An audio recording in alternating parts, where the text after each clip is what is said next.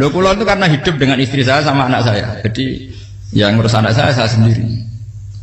Jarang kula ngurus dalam jarang. Ya, memang saya punya standar pakai kitab-kitab kados hikam. Saya ini merasa hidup di dunia itu sendiri. Sampeyan tak warai la Allah kana kotar. Imam yang ngarang hikam itu punya resep supaya kamu seneng terus. Liyakil lama tafrahu bihi, mesti yakil lama tahzanu bihi. Usahakan sedikit sekali apa yang bikin kamu seneng, maka akan sedikit sekali yang bikin kamu susah. Jadi misalnya kula nih, jadi kiai misalnya cari wong ya kula kiai wong alim. Jelas nak ngalime ngalim, nak kiai rapati ya, nak ngalime jelas. Tapi nak kiai rapati. Nah, kan kiai tapi ra ngalim. Nah, kula nak darani wong alim malah muni ya jelas. Nak kiai rapati ya, kula rapati nurut tapi aturan masyarakat rapati napa. Nah, sampean kiai tapi ora napa ngalim. Ya beda. Enggak, ini memang bedanya jauh. Ya mungkin lebih kiai sampean cara derdek-derdek donga meyakinkan sampean. Tapi cara artine donga piye paham kula. Lha boten iki nyata, sampean rasa tersinggung napa barang-barang napa? Nyata. Nah, kula sering ditakoki kiai-kiai masalah. Resepnya apa jenenge? Kok jenengan ra tau susah dal kita ra tau wiridan atau mohon sisip.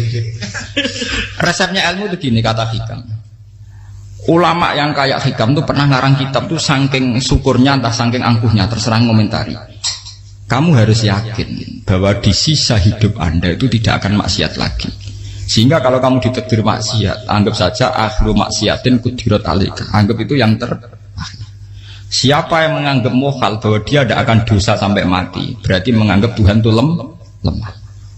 Karena cara berpikir kita kan bayangkan hidup itu 40 tahun lagi. Misalnya saya sekarang umur 40, bayangkan umur kadang 4 tahun meneh. Sampean misalnya umur selawe, bayangkan selawe tahun meneh. Sehingga menganggap dalam durasi ini selawe tahun kok orang maksiat kan mohal. Apalagi sampai sudah tahu maksiat itu bakat tempah. Ya maksiat ya kelas-kelasan, nak bikin pacaran. Nak wong iso omah ya nakal, nak sing setengah soleh ya berbau proposal ya sesuai kontaknya dhewe-dhewe. Itu kan urusan masing-masing. Ya itu kan urusan masing. Wae waki sabu ala wong ngene ora ana sing ro wae waki sabu. Ala. Ngrobongan wali songo, mbok kangen wali songo, mbok golek selisih wawahu napa? Alam. Sing roh pangeran piyam. Mbok kangen wali, mbok golek selisih margin. Niku pokoke wawahu napa? Ya itu kan urusan jenengan mbek pangeran, mboten urusan kula. Tapi tetap saya sebagai ulama mengingatkan, niat itu ditoto. Begini, ulama dulu tuh ngitung hidup itu hanya 2 menit 2 detik. Sehingga dia ya gampang saja. Kayak imam, kayak kanjeng Nabi itu, ya Rasulullah kenapa tidak menyediakan makan untuk besok? Loh, saya itu tidak yakin kalau hidup saya sampai besok. Ya sudah begitu cara, ya sudah tenang saja. Kalau sampean kan bayangkan hidup 4 tahun lagi, 5 tahun lagi, sehingga arah mangan ya wedi tenan. Padahal bolak-balik zaman cilik arah mangan tetap wedi. Jadi cara berpikir Nabi itu begitu. Begitu juga cara pikir sahabat, cara pikir ulama-ulama yang waras itu begitu. Loh, saya itu pernah melarat di Jogja zaman pertama merantau. Itu kalau santai saya bilang, Gus kok tidak punya beras nih? Tapi apa yakin nak sesuk urip Pak? Kowe buta mangan sesuk, anak sesuk ijek napa? Cara berpikir ulama itu begitu. Sehingga melihat maksiat juga gitu. Alhamdulillah aku ijek urip 1 detik, 2 detik, 2 menit. Sehingga hidup. Dan itu sudah cukup untuk lafadzkan la ilaha illallah. Makanya kata ngarang hikam, betapa murahnya Allah. Surga itu hanya bisa dibeli dengan 2 menit. Karena surga itu senilai la ilaha illallah. Miftahul jannah la ilaha illallah. Itu cukup 1 menit. Berarti surga itu regane mau 1 menit. Dan karena dia nganggap hidup itu 1 menit ke depan la ilaha illallah, ya sudah. Dia ngitungnya hidup itu per menit. Kalau sampean kan enggak, per 10 tahun, per 20 tahun. Sehingga kriminal betul, cara pandang sampean itu kriminal betul. Sehingga bayang kudu di duwe, kudu di bojo, nak kiai kudu di pengaruh. Lah kalau saya enggak. Saya meskipun enggak sehebat itu, tapi mewarisi keilmuan mereka. Jadi misalnya saya jadi ulama itu bayangno di santri musito. Islam pokoknya ke Ahmadiyah ya gitu saja. Ya pokoknya ya sudah gitu. Orang bayangno santri sing pampinan takwa khusyuk salam tempel demen gelo, demen apa? Lo tanyakan santri-santri saya itu mungkin belum pernah nyuruh istri saya bikin kopi. Bisa dihitung. Karena saya itu sederhana saja. Misalnya saya pergi dari Jogja ini yang nyata salam. Bayangno bojo wis maca gawekno kopi, bukakno lawang malah kecewa. Seperti umumnya orang kan gitu. Semerantau ada gawekno bojoku nyuambut, digawekno kopi, digodhogno banyu hangat teman, bareng teko bojone wangep kukur-kukur.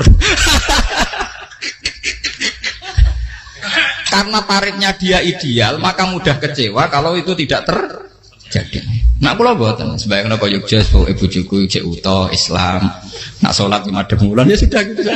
Pakai standar-standar yang minimalis. Saya dari rumah bangun sampai ngaji ya, pokoknya melek, ya sudah nak sholat demadem nopo, mulanya sudah gitu. Andai kan saya pakai standar maksimal, maka akan mudah kecewa. Rasulullah juga begitu. Rasulullah itu ngadepi Sayyidah Aisyah, itu ya begitu, ngadepi Hasan Husain. Sehingga tidak ada cerita Nabi mudah kecewa, betul. Karena Nabi bayangkan anak istrinya itu ya minimalis sekali, urusan dunia loh maksudnya minimalis sekali. Misalnya Nabi pagi-pagi tanya, ya Aisyah apa ada sarapan? Enggak ya Rasulullah, ya idzan asumu kan itu saya puasa. Kalau sampean usul-usul lah digekno kopi wong wedok opo? Itu kan repot. Muni-muni itibak sunnah Rasul tapi enggak pernah sampean mendekati sunnah napa? Rasul. Sehingga ya tenang saja Nabi. Saya tuh alhamdulillah bisa niru dalam gitu-gitu tuh bisa. Makanya ini kiai muda paling enjoy. Banyak kiai-kiai yang sepuh itu kalau urusan gitu konsultasi sama saya. Gus siapa apa kain? Ini kula ya ora dikarep apa. Sehingga saya tidak pernah bayangkan apa tanggaku seneng aku atau orang ngaji aku kecewa itu tidak pernah bayangkan. Sama itu kan makhluk, tidak penting. Kecewa tidak kecewa itu tidak benar. Saya itu orang alim, ngerti ini warido kamat lubi, ora warido kum. Yang tak gulai ridane pengiran, ridane sing ngaji, ridane konsumen. Itu apa makhluk tidak penting. Itu harus dilatih. Harus apa? Sehingga orang itu kalau biasa sholat, maksudnya biasa ta'alluq bi Allah, mesti la'alla katardo, mesti gampang puas. Karena dia iktifak ngalap cukup be Allah Subhanahu wa ta'ala. Saya sebagai manusia juga sering ditangisi istri. Misalnya saya sering ke Jogja sendirian. Nah ninggalan nopo, ninggalan ibu milih pengiran. Misalnya mati ninggalan ya paling aku mau ngapes nih suara. Paling uang nangis gue kegiatan. Bukan apa. Ingin saya bahwa konstitusi ulama itu masih iktimat Allah. Kalau kita kan enggak. Cara berpikir kita ngaji itu ideal sing ono podium, sing ngaji kelaminan takwa kabeh, ketunan kaji kabeh, diluk kabeh. Kita akan pakai standar-standar yang dengan asumsi kita. Padahal Nabi di zaman sugeng al iman hahuna wa yusiru ila qalbihi sadrihi salah. Iman itu urusan hati. Komitmen sampean be Allah Subhanahu wa taala. Nah ini resepnya. Makanya kata hikam liyakillah mata frohubi, mesti yakinlah mata syanubi. Sedikitlah kamu gembira dengan satu hal, nanti akan sedikit kamu yang kecewa. Artinya misalnya kados kula sebagai ulama seneng kula nu kok ijek iman. Ya nggak kayak wong awam. Ya sudah gitu. Jadi misalnya suatu saat kula jatuh, yang ngaji saya gak seneng jadi kupeding. Wong sing seneng kula bubar kabeh. Kula ora susah, miskola darah bener. Gus saiki jenengan ora sing seneng. Ya tenang saja. Sing ora seneng makhluk ora jelas. Dan status mereka tetap layaduru walayang. Ini harus dilatih. Sehingga Nabi itu ya meskipun beliau itu perang, sahabatnya meninggal ya tenang saja. Nabi cara berpikir yang meninggal mereka mati syahid, yang masih hidup dianggap berpotensi melakukan kebaikan. Sama tak warai resep-resep dari Rasulullah Shallallahu Alaihi Wasallam. Saya ini sebetulnya memaksa, menjelaskan ini maksa, karena saya inginnya jadi ulama yang kayak umumnya orang, tidak ideal amat. Tapi kan saya ditakdir ilmunya itu ideal, jadi terpaksa saya jelaskan. Tapi kalau perilaku saya tidak akan ideal. Soalnya ngawur, saake mari hufuri pengiran nganggur bolak balik cerita. Ada seorang wali, karena dia wali itu doa di multazam, ya Allah saya ini minta satu hal. Karena dia wali maka tidak minta uang, tidak minta jabatan, minta engkau takdir saya tidak pernah maksiat. Itu kan bagus sekali, minta doa ditakdir gak maksiat kan ada. Dari pengiran malah siapa? Fa'ena ada ukufran. Karena tahu maksiat malah sifat ghafurku tak ada kok endi. Gamane pengiran kan sifat ghafurku rak nganggur. Malah tidak ada orang selain Nabi kecuali ditakdir tahu maksiat dan sifat ghafuri pengiran efektif. Paham apa? Lara sampean kan ghafure kok nggo kabeh. Dadi karek sadidul iqab. Karena maksiate sampean sering. Jadi sifat ghafure wis berlaku aktif. Saya karek nunggu sifat sadidul iqab. Paham ya? Itu beda dengan wali-wali. Sifat sadidul iqab mau aktif mereka tidak punya dosa. Malah pangeran bingung gak kok sifat ghafure. Apa apik tak dakoki ghafur ora tau dosa. Didakoki sadidili kok gak tau maksiat. Jadi pangeran malah sing bingung. Nak kowe ora tau maksiat ghafur kok tak dakoki. Kok ora tau maksiat wong iku ora tau apa?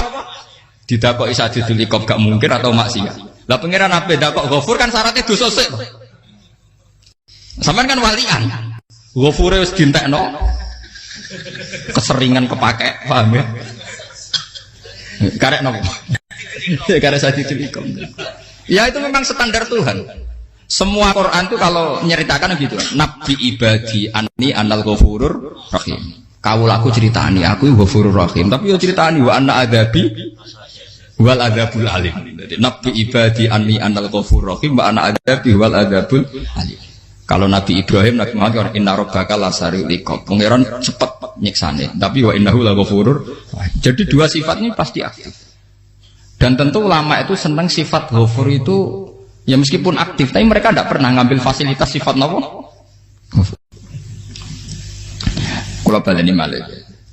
Sehingga kayak Sayyidina Umar radhiyallahu anhu ketika beliau pertama jadi khalifah, ini cerita di kitab Hayati Sahabat. Pertama dia jadi khalifah, orang mengira dia akan ngomong hal-hal yang besar, visi besar tentang negara, visi besar tentang izzatil Islam wal muslim. Tapi ketika Umar pertama pidato begini, ayuhal muslimun ayuhan nas, ana, jari kata Sayyidina Umar, ana hulamun min bani Mahsud, akulu min kholati. Saya ini pemuda dari Bani Mahsud.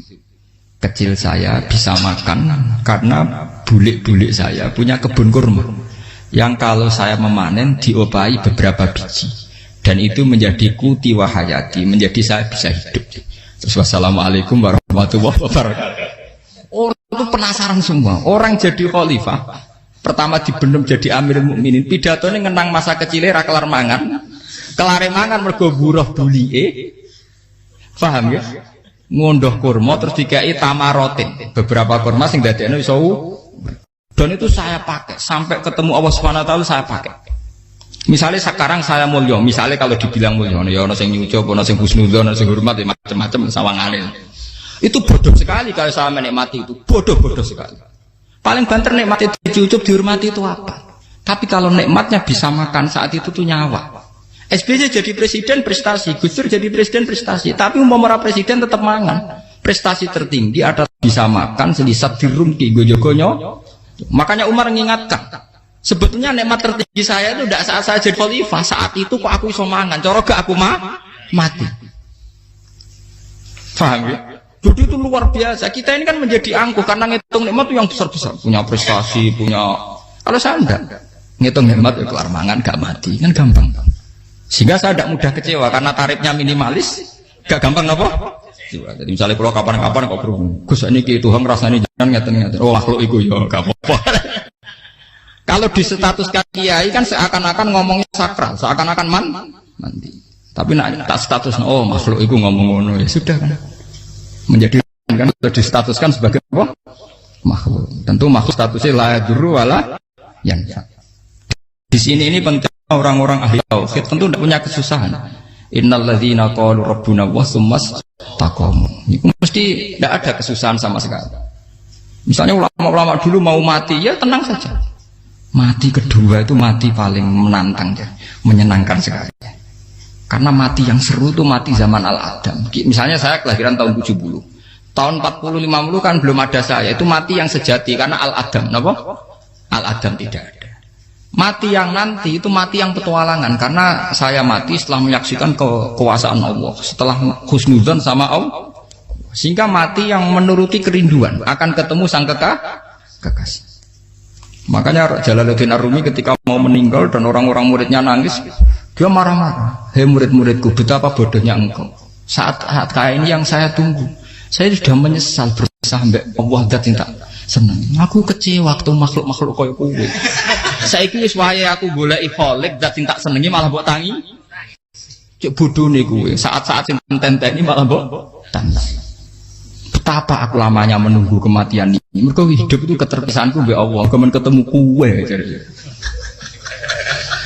Malane Jalaluddin Rumilah yang mengistilahkan mati itu malam pengantin. Makanya fal'an awanus sirok minkum wa awan wisol habibi. Ini saat yang indah karena ketemu dengan berpisah dari makhluk-makhluk yang tidak penting menuju sama habibi kekasihku. Jadi dia misalkan mati itu malam pengantin. Semenjak istilah itu populer sehingga di Jawa ana ngipi dadi nganten takwilane mati. Itu filosofi sufi, ya filosofi napa? Lah niku tenan. Begitu juga sahabat-sahabat dulu. Bilal mau meninggal, anaknya udah nangis. Bilal lagu ya. Ditanya sama anaknya, kenapa anak-anak kamu nangis? Dan jenengan badhe kapundhut. Aku malah seneng nang mati. Hudan nalqal akhibah Muhammadan wa hisbah. Aku nak urip ketemune mbek kowe terus. Malah nak mati ketemu Nabi Muhammad. Hudan nalqal akhibah Muhammadan wa hisbah. Nah, dengan cara pandang begitu maka hidup itu enjoy saja. Ya saya sebenarnya keberatan pakai kelas ini, keberatan karena saya harus ngulang sampean-sampean. Ya makanya potensi kayak saya tentu mengurangi jadwal ketemu. Makanya saya mohon kalau tidak penting itu jangan sungkan. Anggap saja itu bagian dari hormat saya. Ya minimal sampai misalnya di dua saya ketahui gue jajan pentolan enam lah apa mau gue suwan bareng malah repot. Gue ganggu uang anak peleleran pak. Nah misalnya sampai kepentak kok hukum, uang nak rapinter hukumnya takokan ya ringan, takok kiai tanggam paling bisa. Karena pertanyaan yang ringan tentu ya ringan-ringan saja kan. Gak perlu kiai kali ber. Sampai rasa GR. Kalau pertanyaannya angel Gus gak ono sing iso jawab. Wong nak ra alim tahke, ku pertanyaane ya ora patimu tuh. Iku wis kangelan ngoten. Ini mboten ngenyek tapi padha enak. Padha napa? Makanya kalau latih. Jadi hikam sendiri itu ada manhaj, ada metode. Kalau orang supaya tardo, liyakil lama tafrahu bi, yakil lama tahzanu. Anak saya itu kalau habis main pulang, itu saya senengnya pol. Istri saya pernah jangan. Gus, anak mulai senengnya dek biro-biro, anak-anakku gemulai nih ngomah, misalnya terus biasa. Saya terus anakku lo main mulai itu seneng. Biro-biro anakku mulai nih ngomah. Dipanggil anak saya bapak itu senengnya sak boleh. Biro-biro ada yang manggil bapak. Jadi saya pakai standar minimalis sekali. Saya tidak pernah pakai tarif. Dia anak yang ideal dihormati orang. Sebenarnya anakku sujud nih pangeran, ngerti pentingnya mau tasbih. Makanya anak saya tak namakan tasbihah semua. Itu ya sudah selesai. Saya tidak pernah bayangkan anak saya jadi kayak besar dihormati cuma. Mari gampang kecil. Ya, sekolah kan Sayyidina Umar. Saya pemuda dari Bani Mahzub. Yang kecilnya bisa makan karena buruh bulikku. Akal tuh tamarot. Wah itu saya baca tuh nangis betul. Betapa hebatnya Sayyidina Umar. Mengingatkan ulang bahwa nikmat tertinggi itu ya makan karena makan kaitannya nyawa. Orang jadi bupati enggak jadi bupati tetap makan. Jadi kalau ngantin saya tarifnya minimalis sekali. Oh, kalau orang sudah makan gitu lah Allah kata tertentu mudah sekali. Tapi kalau sampai tarifnya ideal harus di mobil kudu sangune akeh. Mosok gue mobil gak sangu akeh. Barang gue sangu akeh kudu gue penderek. Mosok kere lunga juga kok tanpa penderek. Nang penderek maju. Mosok ora kena dikeloni jadi malah repot. Akhirnya gue wong ayu. Harus selingkuh dijari sing itu perkara meneh.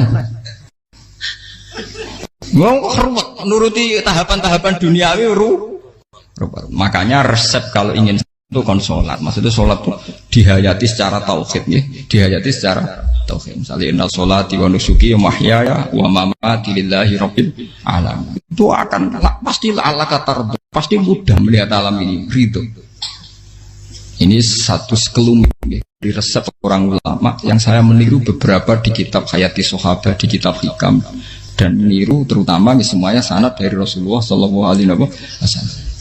Makanya suatu saat Nabi itu kagum. Abdullah bin Mas'ud itu jalan dan dikawal oleh beberapa malaikat. Terus Nabi itu heran. Ya kenapa itu selalu mengawal kamu? Kata Abdullah bin Mas'ud, ya Rasulullah, inilah akhtu khutwatan illa wa azunnu alla akhtu wa ukhra. Wa ma aqaltu luqmatan illa wa azunnu alla alqamu ukhra. Saya itu tidak pernah melangkah kecuali saya tidak pernah yakin apa betul saya bisa melangkah lagi. Jadi perlangkahnya itu dia iktimat Allah.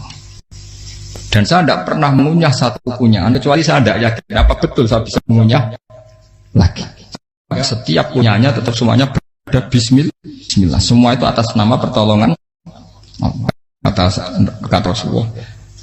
Orang kakak andikan saya ada nabi terakhir itu jadi nabi. Jadi kemana? Makanya dulu Nabi itu sering ngendikan, adekan orang-orang kayak gitu itu ada nubuah, tentu mereka punya derajat napa? Nubuah. Jadi tidak jadi Nabi tapi punya derajat napa? Nubuah. Lah orang yang cara berpikir gitu tentu tidak khawatir apa yang hilang dari dirinya karena dia berkontrak dengan Tuhan hanya per menit per detik. Jika mempunyai resep al-mu'min yusiru sana Allah ayakuna li nafsi dzakiron.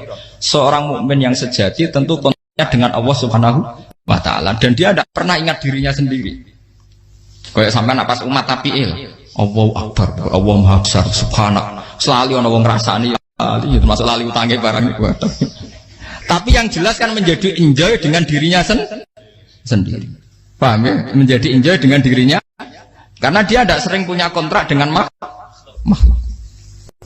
Nah ini maksudnya Allah kau janganlah Allah kata kamu pandang apa nak sholat terus kabul kajar apa nak sholat terus untuk duit ya bar karena cara pikir iso aja nak duit ya. Dan ini resep ya, dan resep ini dari ulama-ulama yang istinad ila Rasulillah sallallahu alaihi wasallam. Karena kalau Nabi itu memang cara pandang. Aisyah itu pernah ditanya, ya Aisyah, saya ini ingin makan, apa daging yang dari sahabat ini masih? Wah ya Rasulullah sudah habis karena tak kasihkan tetangga. Itu Nabi tidak marah-marah, malah bilang, kamu benar Aisyah, biru yang kamu kasihkan tuh yang masih. Karena daging dipangan dewe kadang nuruti nafsu. Nak dikekno wong sedekah nuruti perintah pengen. Jare Kanjeng Nabi, beneran Aisyah. Daging ijek. Mung klono tiyang malah ijek. Sing mbok sedekah malah sing ijek. Cara berpikir Nabi itu begitu. Tapi tahu-tahu disederhanakan sunnah Nabi serbanan. Lah itu kan ya memang itu bagian dari sunnah Nabi, tapi sunnah seharga 10.000. Paham ya? Ya monggo mawon sampean sunah Nabi serbanan gitu, tapi itu sunnah yang bisa dibeli dengan murah. Hakikatnya sunnah Nabi itu rata-rata bentuknya perilaku, napa? Sampean delok dawuh Aisyah tengene tiba berjanji, kana khuluquhul Qur'an wa shimatuhul ghufran yansahu lil insan wa yafsahu fil ihsan wa ya'fu 'anil dzambi idza kana fi haqqihi wasababi. Kana khuluquhul Qur'an, Nabi ku akhlak dasare wis kok Quran plek. Urusane akhlak. Wasimatuhul ghufron, ciri utama sifatnya Nabi gampang nyepuro. Yansahu lil insan, dan Nabi punya niat baik pada seluruh manusia. Wa yafsahu fil ihsan, sering melakukan ihsan. Dan sunnah Nabi ngoten kan luwih sering kula Quran ya wis hafal mulan. Wasimatuhul ghufron kula gampang nyepuro, sampeyan ngaji angop ora tau tamu. Yansahu lil insan, kula bedina nate tiyang mulan. Wayah sahufil ihsan tak ge gampang. Kula mulai ora tau. Itu sakmene kudu podium kudu wong dilo ya ora. Pokoke akhir kiamat dia ya madheng mulon ya sudah. Loh itu kan dawuh Aisyah ketika ditanya kaifa kana khuluqu Rasulillah. Dan itu semua dijawab oleh ahwal, oleh sebuah perilaku. Ndak ada Aisyah jawab nganggo atribut. Oh Nabi itu jubahan serbanan tidak ada itu. Memang itu sunnah ya, satu itu sunnah kan jangan salah paham ya. Tapi itu sunnah yang tidak dijawab oleh Aisyah. Sunnah yang sampean jawab sendiri, paham? Aisyah yang istrinya Rasulullah ketika ditanya kaifa kana khuluqu Rasulillah, beliau jawab kana khuluquhul Qur'an wa simatuhul ghufran yansahu lil insan wa yafsahu fil ihsan. Semuanya akhwal wa ya'fu 'anil dzambi idza kana fi haqqihi wa sababi wa idza dia haqqu wa lam yakun li ahadi marra'ahu badihatan haba wa idza ta'ahul miskinu ajaba yaqulul haqqa walau kana murra wa la yutmiru lil muslimin hisau wala. Semuanya itu akhwal, satu perilaku sosial. Saya mengakui kalau serbanan sunat. Ya saya ngakui. Tapi sunnah wis karena saya mewakili yang akhwal tadi yang apa? Lah mungkin untuk sampeyan monggo kalau untuk ngisi sunnah. Tapi mbok ya adil itu. Ini bukan kritik mboten nggih. Yang meyakini serban sunat kan sudah banyak dan itu bagus. Tapi cobalah juga meyakini ahwalu Rasulillah.